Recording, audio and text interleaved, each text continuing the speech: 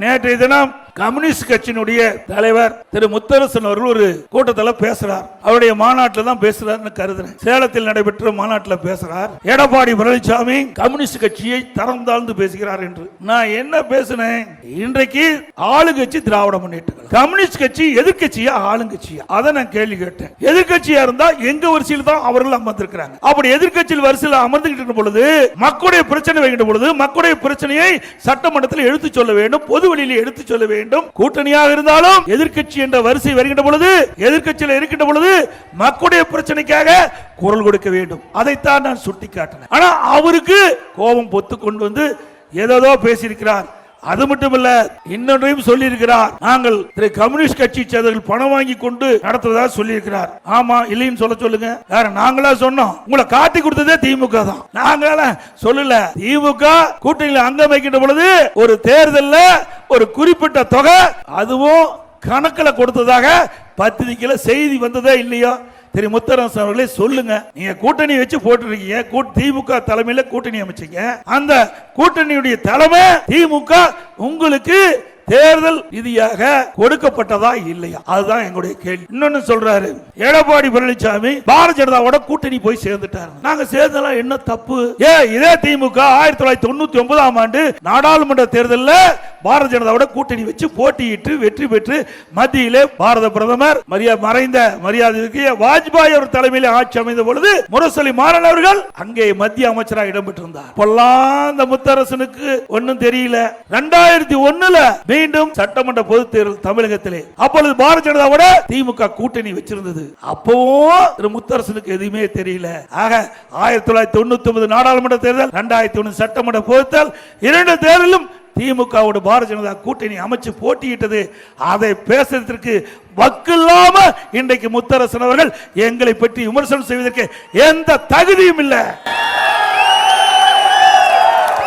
இன்னொன்னு பேசுறார் எடப்பாடி பழனிசாமி, 2026 சட்டமன்ற தேர்தலில் நீங்கள் போட்டியிடுகின்ற சொந்த தொகுதியில் தோற்கடிக்கப்படணும். அப்பாவே வந்தாலும் முடியாது.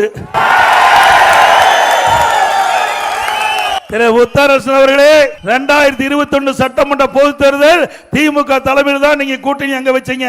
அப்பவே சேலம் மாவட்டத்தில் 11 தொகுதியில் 10 தொகுதி நாங்க வெற்றி காட்டினோம். எடப்பாடி சட்டமன்றத்தில் 94,000 வாக்குகளை நான் அதிகம் பெற்று வெற்றி பெற்றேன். இன்றைய தினம் நடந்த நாடாளுமன்ற தேர்தல், 2024 நாடாளுமன்ற தேர்தல், எந்த கூட்டணியும் இல்லாம அண்ணா திமுக தனித்து நின்றது. இப்பொழுது கூட எடப்பாடி சட்டமன்ற தொகுதியில் 45,000 வாக்குகள் நான் கூடுதலாக பெற்றிருக்கின்றோம். நாங்கள் மக்களுக்காக உழைத்திருக்கின்றோம். எங்கள் உழைப்பு முழுவதும் மக்களுக்கு கொடுத்திருக்கின்றோம். மக்கள் எங்களுக்கு விசுவாசமாக இருந்து வாக்களிப்பார். உங்களை போல் காலத்திற்கு ஏற்றவாறு நிறமாறுகின்ற கட்சி அண்ணா திமுக கட்சி அல்ல. இன்றைக்கு பச்சோந்தி போல் அடிக்கடி நிறமாறி பேசுகின்ற கட்சி அண்ணா திமுக கட்சி அல்ல. எங்களுக்கு என்று கொள்கை இருக்கின்றது. அந்த கொள்கையின் அடிப்படையில் தான் நாங்கள் செயல்படுவோம். ஒரு கூட்டணி என்பது தேர்தல் நேரத்திலே அமைக்கப்படுவது, கொள்கை என்பது நிரந்தரமானது. ஆக கொள்கையின் அடிப்படையில் தான் அண்ணா திமுக செயல்பட்டுக் கொண்டிருக்கிறது. உங்களை போல் கொள்கை என்று சொல்லிக் கொண்டிருக்கிறீர்கள். திமுகவும் கம்யூனிஸ்ட் கட்சியும் ஒரே கொள்கையா? ஒரே கொள்கையா? இன்னைக்கு சமீபத்தில் நேற்றைக்கு முன்தினம் திரு ஸ்டாலின் கம்யூனிஸ்ட் கட்சி மாநாட்டில் பேசுறார். நான் பாதி கம்யூனிஸ்ட்கிறார், பாதி முழுங்கிட்டார், பாதி கம்யூனிஸ்ட் கட்சி விழுங்கி விட்டார். நான் அடிக்கடி சொல்லிக் கொண்டே இருக்கின்றேன், திராவிட முன்னேற்ற கழகம் செய்கின்ற தவறுக்கு துணை போகாதீர்கள். உங்களுக்கு என்று தனி மரியாதை இருந்து கொண்டிருக்கிறது, அது சரிந்து கொண்டிருக்கிறது என்று சுட்டி காட்டினேன். இல்லை இல்லை, நாங்கள் அவரோடு தான் தொடர்பு கொள்வேன் என்று சொன்னால், நேற்றைக்கு முன்தினம் திரு ஸ்டாலின் அவர்கள் உங்கள் மாநாட்டிலே பேசுகிறார், பாதி கம்யூனிஸ்ட் என்று சொல்லிவிட்டார். ஆக இருக்கின்ற கம்யூனிஸ்ட்ல பாதியை திமுக விழுங்கி விட்டது. இனியும் நீங்கள் விழித்து விட்டால் நீங்கள் சறுக்குவது உண்மைதான். வேற யாராலையும் காப்பாற்ற முடியாது. ஆக அனைத்து இந்திய அண்ணா திராவிட முன்னேற்ற கழகத்தை பொறுத்த வரைக்கும் மக்களுக்காக பாடுபடுகின்ற கட்சி. இன்றைக்கு எங்களுடைய கூட்டணி என்பது மக்களுக்கு சேவை செய்கின்ற கூட்டணி. இன்றைக்கு பாரதிய ஜனதா கட்சி சரி, அண்ணா திமுக கட்சி சரி, ஆளுகின்ற பொழுது மக்களுக்கு ஏராளமான நன்மைகளை கொடுத்திருக்கின்றோம். இன்றைக்கு நாட்டிலே 3வது முறையாக பாரதிய ஜனதா கட்சி ஆட்சி பிடித்திருக்கிறது சொன்னால் அந்த கட்சிக்கு என்று ஒரு தனி செல்வாக்கு இருக்கின்றது. அதை கண்டு பொறாமைப்பட்டு பிரயோஜனம் இல்ல. ஏன் திரு முத்தரசன் அவர்களே, உங்களுக்கும் காங்கிரசுக்கும் ஒரே கொள்கையா?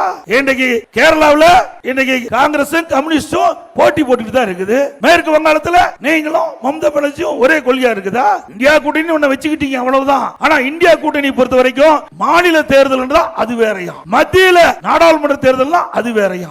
இப்படி பிரித்து பார்த்து கொள்கை இல்லாம கட்சிகள் எல்லாம் ஒன்றாக இணைந்து நாட்டு மக்களை எப்படி காப்பாற்ற போய் நீங்கள் சிந்தித்து பார்க்க வேண்டும். ஒரு நாடு மிகப்பெரிய ஜனநாயக நாடு இந்திய நாடு. தமிழகம் இந்தியாவிலேயே ஒரு சிறப்பான மாநிலம். தமிழ்நாட்டு மக்கள் அறிவுபூர்வமான மக்கள். யார் ஆட்சிக்கு வர வேண்டும் என்று முடிவு செய்து விட்டார்கள். 2026 சட்டமன்ற பொதுத் தேர்தலில் அனைத்து இந்திய அண்ணா திராவிட முன்னேற்ற கழக கூட்டணி வெற்றி பெறுவதற்கு அவர்கள் அடித்தளம் அமைத்து விட்டார்கள்.